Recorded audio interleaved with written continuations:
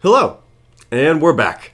I want to talk to you guys about networking today. I love networking. This is the next step. Once you've started to decide what your brand is, it's kind of the next step for using that brand for your advantage. This could be finding jobs, internships, or really just making connections in the industry. Your most powerful assets that you have as you become a professional communicator is your network. It's who you know and then what you know. So this is definitely something I really want you guys to pay attention to. The first is business cards. I know it sounds simple, but business cards are really a great way where you can get someone to understand who you are and to remember you. Everyone who goes to conferences, everyone goes to cocktail hours, meetups, greetings, all that kind of stuff, and you might hand them a business card and oh great, thank you so much, put it in their pocket. But they have to get home. They have to empty out their pockets. They have to figure out who the heck that was. A lot of times they might actually want to write something on that business card. So as you guys design your business cards, make sure you leave a little bit of white space. Not just for design aesthetics, but that way someone can say, oh, that person, we talked about this or we did that. If you open up my contact book on my iPhone or on my iMac or anywhere, I'll have the names and info and all that kind of stuff, but I'll actually write a little paragraph, maybe 2-3 sentences. I met such and such on this date at this time and we talked about this. Why? Because if so-and-so calls me 3, 4, 5 months later and I have no idea who they are, I could say, oh, hey, John, I saw you back at that alumni function. We talked about the new Innovation News Center here at the university, projects I'm working on. Oh, wow, I can't believe you remember that. And you're building on that connection. So business cards first and foremost, and make sure the design of your business card matches that cover letter and resume, matches that design on your website. Next to the second part, websites.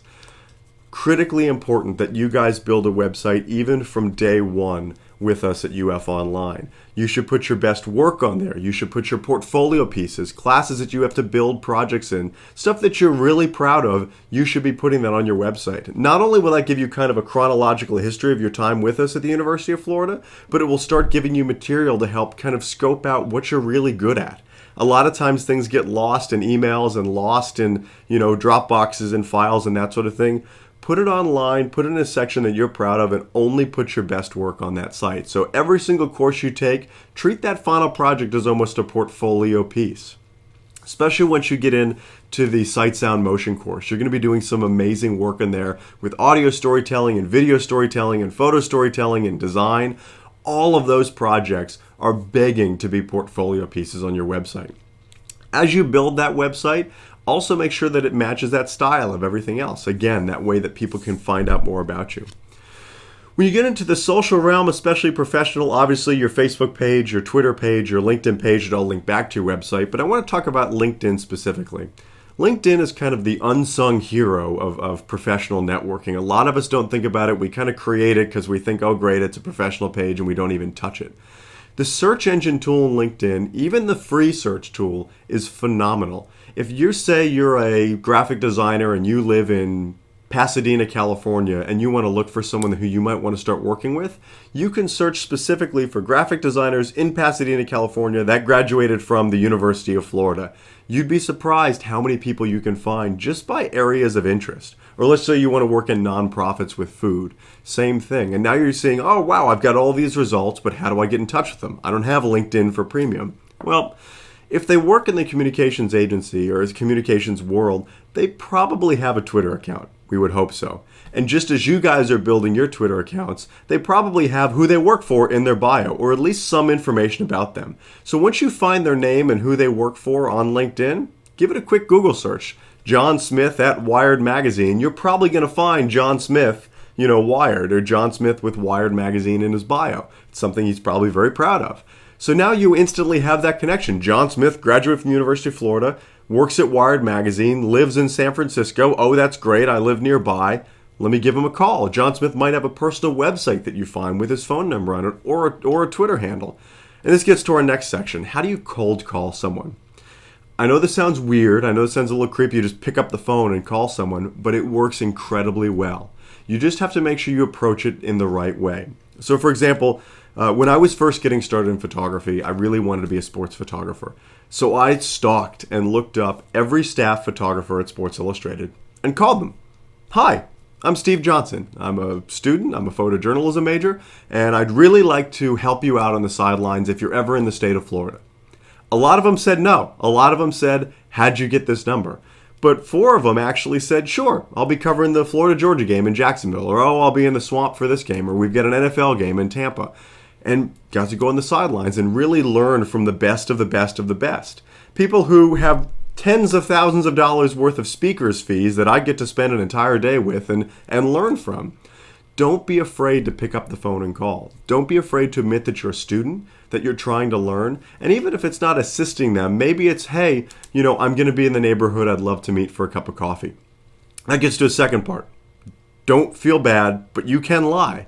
When I wanted an internship at the Miami Herald, I would call Rick Hirsch, who was the multimedia editor at the time, now the managing editor, and say, oh, hey, Rick, I'm visiting a friend of mine down in Miami. I'll be down, Tuesday through Friday. Would love to swing by the newsroom and take it out for a cup of coffee. And he'd go, oh, that sounds great. How does Wednesday at 4 o'clock sound? Wednesday at 4 is perfect. I would then call my friend in Miami and say, hey, I'm staying with you on Wednesday night. And Rick would say, oh, well, I'll meet you at a place for coffee. No. I'll come into the newsroom and grab you. Why? Because I wanted to bump into people in the newsroom. I wanted to see who I would meet. Oh, he's going to show me around the photo staff. That's great. Rick is an alum of our college. And it was a little white lie like that got me in the door at the Miami Herald. It got me an internship at the Miami Herald. And ultimately, that led to a ton of other phenomenal jobs because of that relationship I built. By the time he was looking to hire interns, it wasn't even an interview process. It was, hey, we'd love to have you here. The photo staff already knows you. You've stayed in touch. It works really well. So when you're doing that cold call, try to find a common interest. An alumni of the University of Florida is obviously a really great one. You're already a Gator. It's an instant connection. But another one might just be where they grew up. Maybe look on their Twitter bio. Maybe read a little bit about them, if anything was written about them. And basically just cold call them or cold tweet and say, hey, I'm really interested in what you're doing. I'd love to hear more. And, like Professor Foley and Professor Tappan and everyone said, everyone in this industry should want to help you out. If they don't, they're probably not someone you want to work with. It's really important to make sure that you start building this network early. And if you get that initial contact, you were able to call that editor at that news organization, or you were able to get with that graphic designer or really work with that nonprofit, in your address book, write that down. And then write a paragraph below. We first made contact here, and then we talked about this. It goes a long, long way. The stalking part I know could sound a little bit creepy. You don't go overboard with it.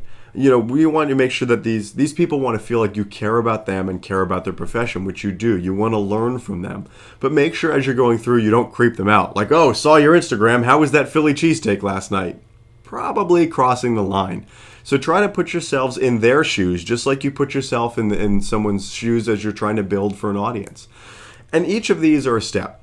You want all of these to sing, you want them all to talk together, but make sure that it puts yourself in the position of someone who's trying to find information about you. So as you're searching for these folks online, think, well, how did I find them? Okay, well, here are the things that they had. Maybe you want to also add those into your resume or add those onto your website to help showcase what you do. Again, everything you do here could be a portfolio piece and start to build what you do. And everyone you meet, you should definitely keep in contact with. Your Rolodex, which doesn't even exist anymore, but your digital Rolodex should be 2,000 deep by the time you're done with this degree at the university. Every professor you talk to, every person you meet, put in that information because you never know when that might come back. Networking is absolutely key to your success. Who you shadow with for the final project for this course should definitely be in your network. You should definitely reach out to them. It's so important to then follow up and stay with that connection. And that leads to kind of the last point, is how to stay in touch. A lot of times I would let a month or 2 months go by before I'd send a note just to give them an update. And generally I wouldn't just say, hey, how you doing?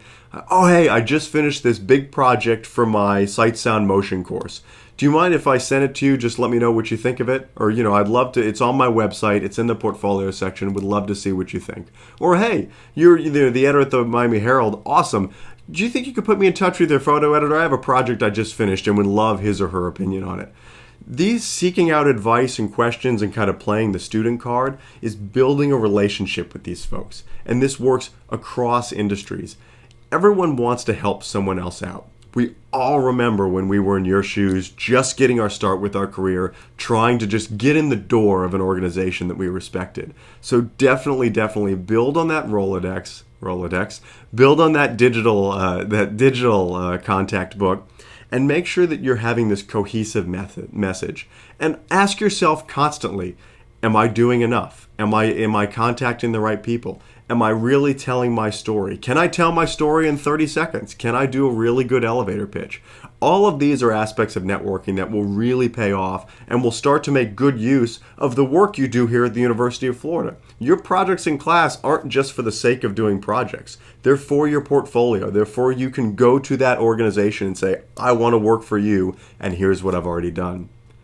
We'll wrap it up pretty soon. We have one more lecture left and then a wrap up, and the final papers will be due soon. I hope you guys are having a great time, and I will see you in a week.